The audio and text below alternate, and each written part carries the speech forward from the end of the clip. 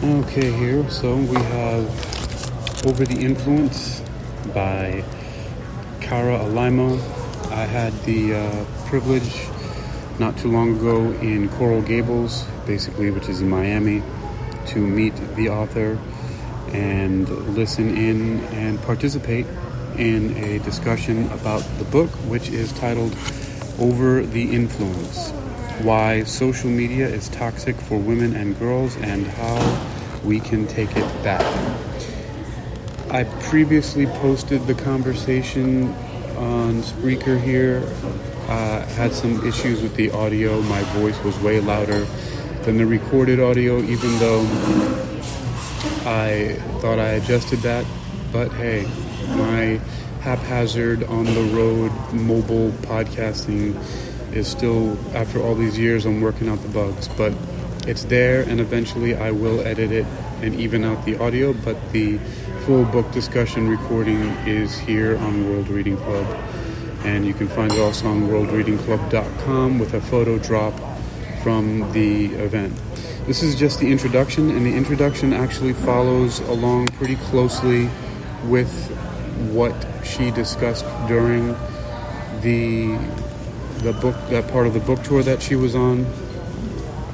That a lot of this stuff was covered, and also there are links here in the show notes and on worldreadingclub.com where you can purchase the book or read it through your if you have Amazon Unlimited and all that. So this is the introduction once again to Over the Influence by Cara Alimo: Why Social Media is Toxic for Women and Girls and How We Can Take It Back. Two big developments have changed the way humans live over the past 4 million years, according to Justin Garcia, PhD, head of the Kinsey Institute, which studies sex and human behavior.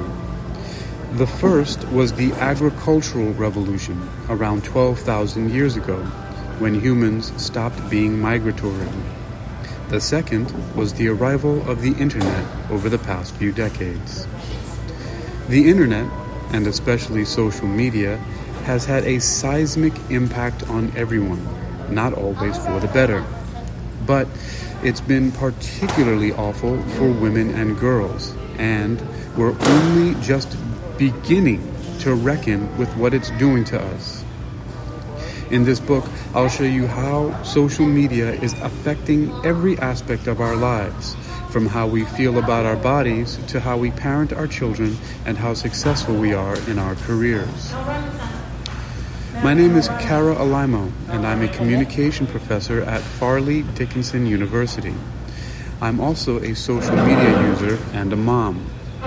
I've been writing about the social impact of social media and issues women face for CNN Opinion since 2016, reacting to mounting evidence of the devastating toll social networks are taking on women and girls, and the fact that tech companies have known about these things all along.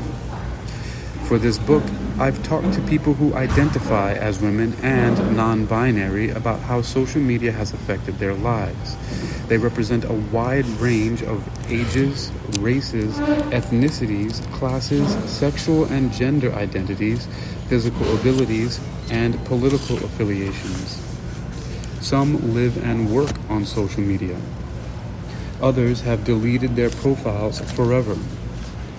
Their stories have left me with a single conclusion: social media is toxic for women. But I believe we can and must fix these problems, and the change needs to start with the way each of us uses social media. In this book, I'll explain how women can reclaim the internet to empower ourselves by radically changing who we follow, what we post, what we like, and what we do when we see sexism and misogyny online. I'll also lay out what we need to demand from tech companies and lawmakers. Here's what we're up against. The average girl now joins social media before she turns 13. But long before then, her parents may have been sharing intimate information about her online that people can later use against her.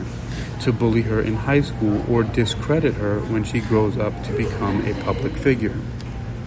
The primary way teen girls use social media is to compare their bodies and lives to others.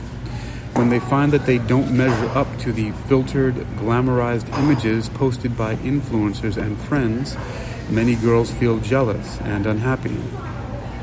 Girls who use social media more are likelier to have concerns about their body images and symptoms of depression. And young girls quickly learn that one of the most effective ways to create content people will literally like is to make themselves look hot. So they sexualize themselves at shockingly young ages. As I conducted interviews with experts for this book, I was struck by how many of them ended our conversations by asking me the same question. Could I tell them how they should handle their own daughter's use of social media? So many parents who I met at playgrounds and birthday parties talk and worry about the same thing. In Chapter 1, I offer up that advice, informed by research and interviews with leading experts. In Chapter 2, I discuss how social media affects our body image. All those pictures we post on social media keep everyone's attention on our appearances. What's more, influencer culture sets near impossible standards for what our lives and bodies should look like. It's fueling a wave of body dissatisfaction and plastic surgery. It's also keeping women busy focusing on how we look instead of a whole lot of other things we might prefer to be spending our time on, like, say, dismantling the patriarchy by helping elect women to political office. In Chapter 3, I look at the way the world judges women. Thanks to social media, billions of people can now pronounce judgment In Chapter 3, I look at the way the world judges women. Thanks to social media, billions of people can now pronounce judgment on not just our bodies, but also our behavior, and they're taking the opportunity to do so. On social networks, women are coming under siege for everything from the hosiery they wear to their tone of voice when an airline screws them over at 2 a.m.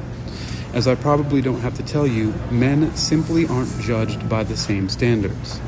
And now, people have discovered they can make bank by secretly recording women's worst moments in public and selling the rights to companies who can help these clips go viral, so the whole world can come together to shame us. In Chapter 4, I talk about another topic of endless discussion among my friends: how to use online dating sites to find the right partner. It's now standard for single women to turn to dating apps, which ostensibly offer freedom of choice and possibility. In reality, most women are unhappy with their dating experiences. The majority of American women now say dating is harder than it was 10 years ago, according to a 2020 Pew survey. The majority of men disagree. Many heterosexual women get serious about settling down in their mid-30s while they can still have children. But since men don't live as long and tend to pair off with younger women, the number of single, straight men available to women at this life stage is shrinking. On top of that, being able to hide behind a computer screen tends to bring out men's basest behavior. Women of color have it the worst. While today no one would dream of openly disqualifying people of color when they apply for jobs or try to book Airbnbs, dating sites are the last mainstream place where people are invited to practice racism so overtly. That explains why some of the women who I interviewed for this book told me they've stopped using dating apps.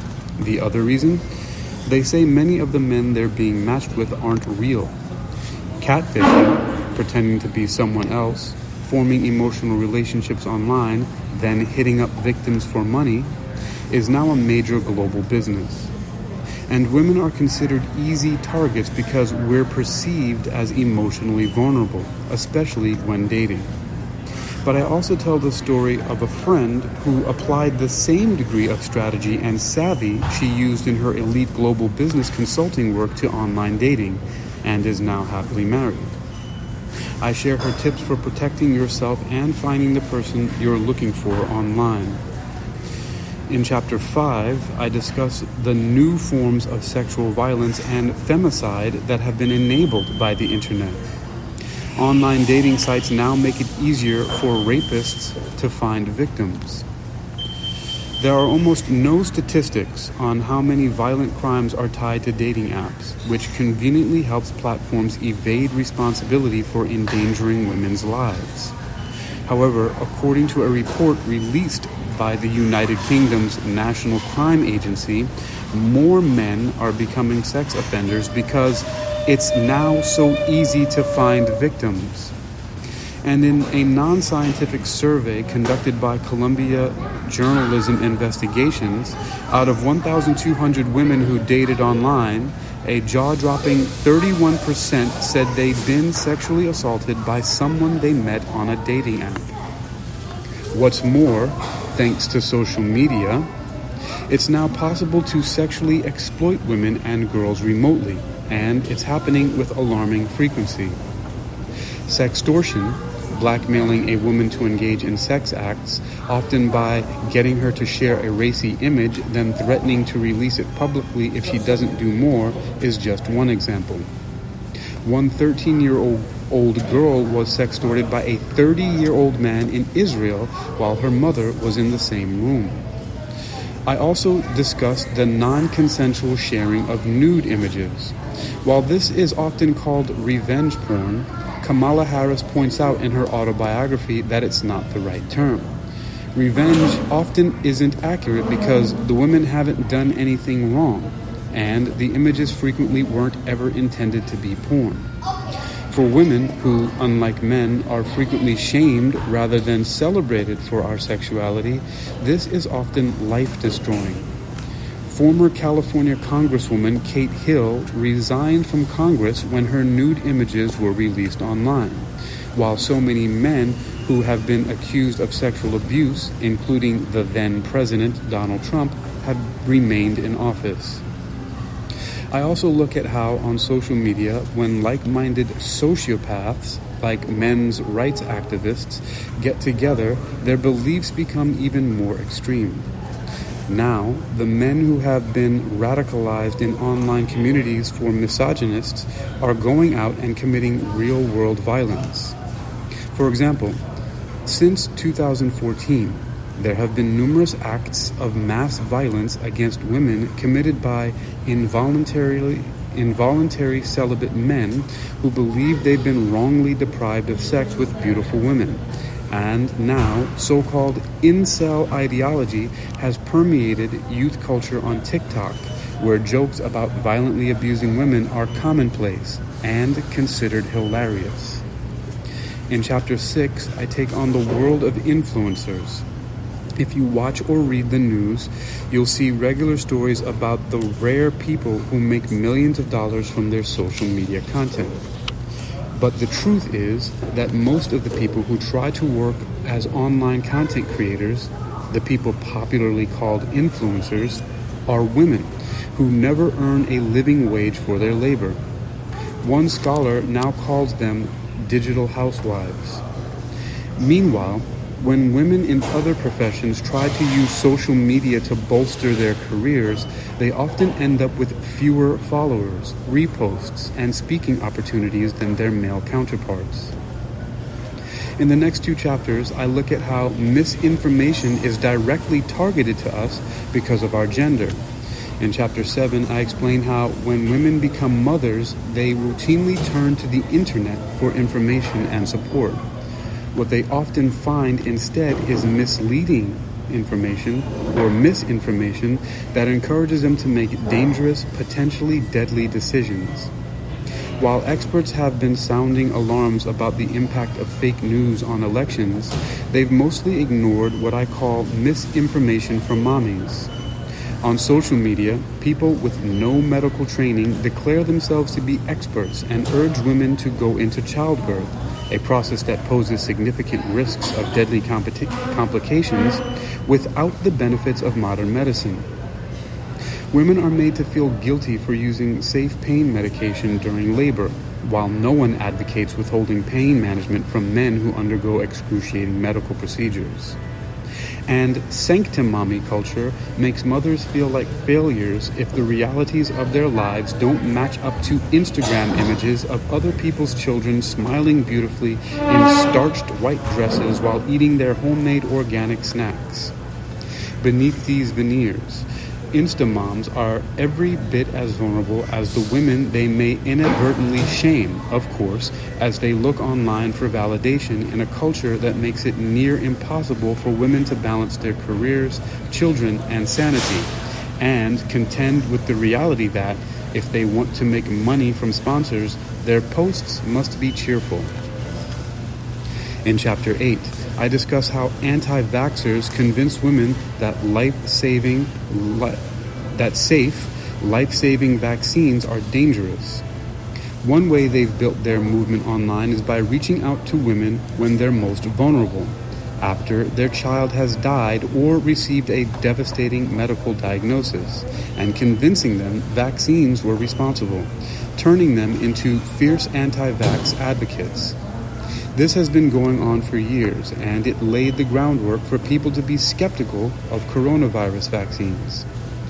Anti-vaxxers successfully convinced many women not to get vaccinated against COVID by using social media to spread a deceptive claim uniquely designed to frighten us: the contention that the vaccine causes infertility.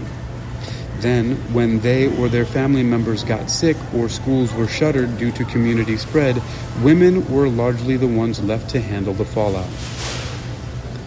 In Chapter 9, I discussed the new ways women are trolled online and what we can do about it.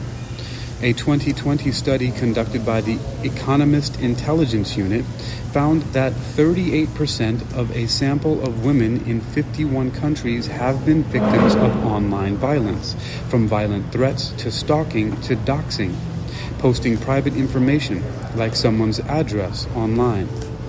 Women of color are hardest hit. Amnesty International found that black women are 84% more likely than white women to be on the receiving end of online abuse. So when people like Elon Musk claim to be promoting free speech when they host abusive content on their platforms, what they're really doing is silencing the women and girls who flee social media when they're targeted. One reason online abuse against women isn't taken more seriously is because tech companies and law enforcement agencies are, of course, largely run by men.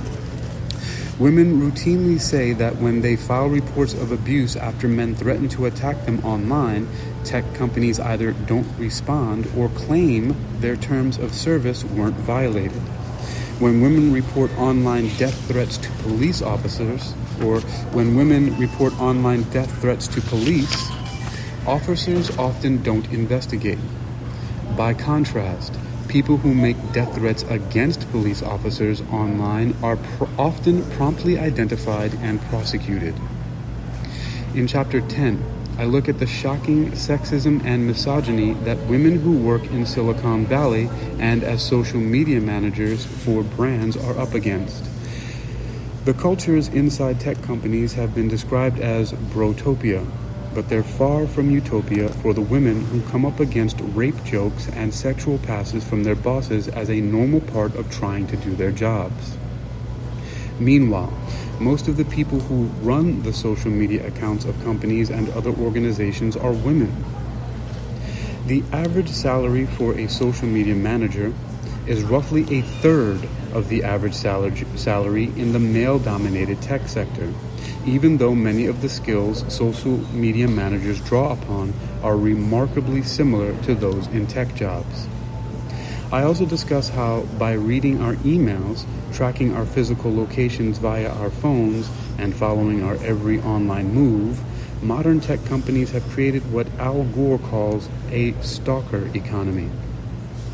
Finally, in Chapter 11, I explore the predominant way feminism and female empowerment have been portrayed online in recent years, through viral videos made by companies telling women we can solve all our problems or all our own problems if we just feel beautiful, act confident, and buy the right body wash, instead of looking to others, like say the corporations who put out these videos while continuing to objectify and underpay women, to change the way they treat us. All this has triggered an epic backlash that has reduced the rights of millions of women and girls. We can see this in everything from the election of Donald Trump in 2016 to the 2022 Supreme Court decision that took away women's right to decide whether and when we become mothers and terminate pregnancies that threaten our lives. While writing this book, I came to a shocking realization. Life now seems to be imitating social media. We all know social media has become a cesspool of sexism and misogyny, but we can't escape it by turning off our phones or deleting our accounts, because what's happening on social media is changing our offline world. It's making it more socially acceptable and commonplace to abuse women and deprive us of our rights. An example of this is how incels who have been radicalized online have gone on to commit so many mass shootings. And violence targeting women in politics is on the rise all over the world, according to the Armed Conflict Location and Event Data Project. It's hard not to trace this back to the shocking abuse women politicians are facing online, which I describe in Chapter 9. It can also help explain why in 2021 women were less likely to say they'd consider running for office than they were in 2001. Some people say we should stop using social networks because they're toxic places, but I don't believe we should turn social media into what Saudi Arabia was like when I visited a decade ago, where women are run out of public places in which we could empower ourselves.